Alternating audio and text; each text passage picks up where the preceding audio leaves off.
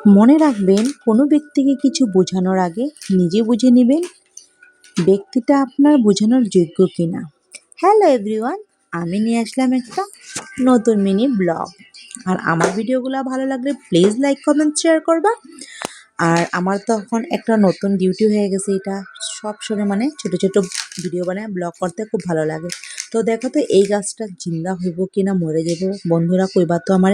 কেন কি এই গাছটা না এক জায়গার থেকে আরেক জায়গাতে না লাগাইছি, আর হলুদ হলুদ পাতা এসে গেছে, তো ভালোই লাগতেছে না মনটা। আর এই দিকে দেখো আমরা গরম জল বসাইছি। সকালে সবাই মোটামুটি স্নান টান করে সব ডিউটি উটি চলে যায়, তাই আমরা একটু গরম জল বসায় রাখি এটার মধ্যে। তো ঘর ঝাড়ু দিয়ে আমি অল্প গরম জল নিয়ে বসলাম। তো গরম জলটা সকালবেলা খাইতেই লাগে। আর এখন তো তোমার ঠান্ডার দিন, ঠান্ডার দিনে বেশি মানে শরীরের যত্ন আর বহুত ভালোভাবে কেয়ার করতে লাগে, স্কিনের যত্ন। কেন কি তবেই না শরীরটা ভালো থাকে। ঠান্ডা দিনে বহুত পরিমাণে মানুষের অসুস্থ এইসব জিনিস বহুত বেশি হয়, তো সর্দি কাশি।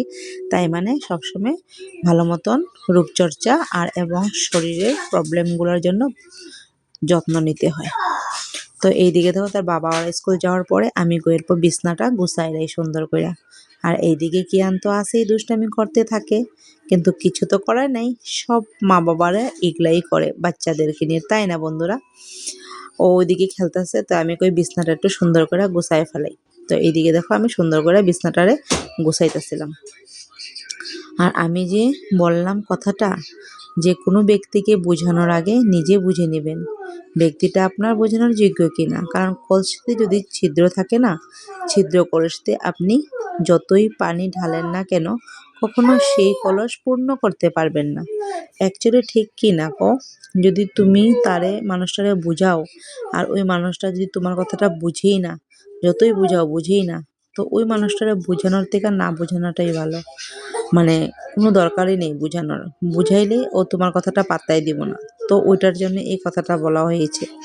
আর বন্ধুরা দেখো এইদিকে ক্যান্ডেল ওষুধও খাওয়াই দিতেছিলাম, বিকজ এর তো অল্প ওষুধ লাগে প্রত্যেক দিন পরে, মানে হার্টের ওষুধটা খাওয়াইতে লাগে আর কি। তো ওটা আমার একটা ডিউটির মধ্যে পড়ে যায়, এটা সবসময় আমার খেয়াল রাখতে লাগে, মনে রাখতে লাগে। আর তখনকার ওর সাথে আমার সারাটা দিন চলে যায়। আর এইদিকে দেখো ওর সাথে আমরা ভিডিও করতেছিলাম, অল্প কিয়ানের সাথে অল্প খেলাখেলি করতেছিলাম। আপনারা কিয়ানকে একটু আশীর্বাদ দিবা, ভালো থাকে যেন, সুস্থ থাকে। ওর চোখ দিয়েও জল পড়তেছে, বিকজ বহুত ঠান্ডা না, তাই ঠান্ডাটা বেশি লাগিয়ে জায়গা ওর। তো স্নান করে আমি আয়সা পড়লাম, স্নান করতে গেছিলাম কত, তো স্নান করে চলে আসলাম। স্নান করে ওই সিঁদুর উদুর দিই, তারপরে দিয়া কিয়ানরে অল্প খাওয়াইয়া আমি নিজেও একটু খামো, খিদে পাইছে। তো এর মধ্যে দিয়ে কিয়ানরে খাওয়াইয়া আমি নিজেও একটু ভাত নিয়ে লইছি। আর ভাতটা ফুলকপি ভাজা আছিল, আর লঙ্কা দিয়ে দেখছো কিভাবে আমি অল্প ঝাল ভালোবাসি, তো তাই। আর এইদিকে কিছু তার বাবা শাক আইনা দিয়ে গেছিলো, তো এই শাকগুলার একটু বাছতাছিলাম। আর এগুলা কি শাক বলো তো? এগুলা জানাইবার তো বন্ধুরা কমেন্ট করে, এগুলা কি শাক। এই শাকগুলা খাইতে কিন্তু বহুত টেস্টি হয়। আর শাক আমার সব কিছু শাকই ভালো লাগে বন্ধুরা, বহু স্বাদ লাগে। আর এইদিকে দেখো কাজের মাধ্যমে আমি অল্প পার্লারের কাজও করে রইলাম। একজন আইছিল থ্রেডিং করতে, তো থ্রেডিংটা করে দিলাম। আর আমি এখন টুকিটাকি করি, কিয়ানের জন্য অতটা পারি না, তাও মানে কেউ আসলে ছাড়ি না আর কি, করে দিই, যে যেমনি হোক মানে করে দিই। তো ঘরের কাজ করতে করতেও আমি ওই বোনটাকে একটু থ্রেডিং করে দিলাম। ও বলল আমাকে একটু থ্রেডিং করে দাও। কোথায় যাবে? আমার পাড়া প্রতিবেশী মানুষই আমার কাছে আসে, টুকিটাকি মানুষ আসে আর কি আমার এখানে আইসা থ্রেডিং করে, ফেসিয়াল করে, হেয়ার কাটিং। তো টুকিটাকি পার্টি মেকআপও করি, টুকিটাকি করি, বেশি করি না। কেন কি অত ভালো মতন আমি এখনও মানে আমার পার্লারটা সাজাই নেই, তো তাই আর কি। যখন সাজামো তখনকার মানুষকে বেশি ভালো মতন জানামো। আর এদিকে দেখো আমার পাড়ার মানুষে বেশিরভাগ মানুষে আসে আমার কাছে, তো ওইটাই ভালো লাগে। তারাই একজন একজনের বলে, তো তাই আমার কাছে একজন একজনে আসে আর কি, ওদের কথা শুনে। তো এদিকে দেখো মাসিও আইসা গেছে, মাসির দিয়ে বাঁধাকপিটা কাটায় রাখছি। কেন ভাবছি বিকালে আমরা একটা জিনিস বানামু, তো দেখাবো টঙ্গরে কি আর মটরশুঁটিওটাও দিতে লাগে আর কি বাঁধাকপির সাথে, আর আলু অল্প দিতে লাগে, কিন্তু আলুটা বেশি বড় বড় করে কাটতে লইছে মাসি, একটু ছোট ছোট করে কাটলে ভালো আসছিল। তো কাটতে লইছে, আর কিছু করার নাই। তো দেখো আলুগুলার একটু ভালো মতন ভাজা ভাজা করছে, আর এইদিকে দেখো আমি আটাগুলারে সুন্দর করে ছোট ছোট করে লিচি বানাইয়া গোল গোল করে লইছে আর কি, তারপরে আমার সুবিধা হইব ভাজতে আর কি। তো যে বাঁধাকপিটি যে কাটাইছিলাম এটার ভিতরে ঢুকাই, মানে দিশায় মানে খুব ভালো পায় আর কি এরকম জিনিস বিকাল দিকে খাইতে। তো আমি কই যে বেচারি খাইতেও যেছে, আমিও বানায়া ফেলাই আছে যখন বাঁধাকপিটা। তো এইদিকে দেখো এরকম গোল গোল করে এটার মধ্যে বাঁধাকপিটা ঢুকাইয়া তারপরে আমি কি করছি দুপুর টাইমে মানে রাইখা দিছিলাম আর কি, সুন্দর করে রেডি করে সব কিছু, মানে অল্প অল্প করে বানাইয়া সুন্দর করে রেডি করে না রাখলে পরে দিয়ে আমার ঠান্ডা লাগে।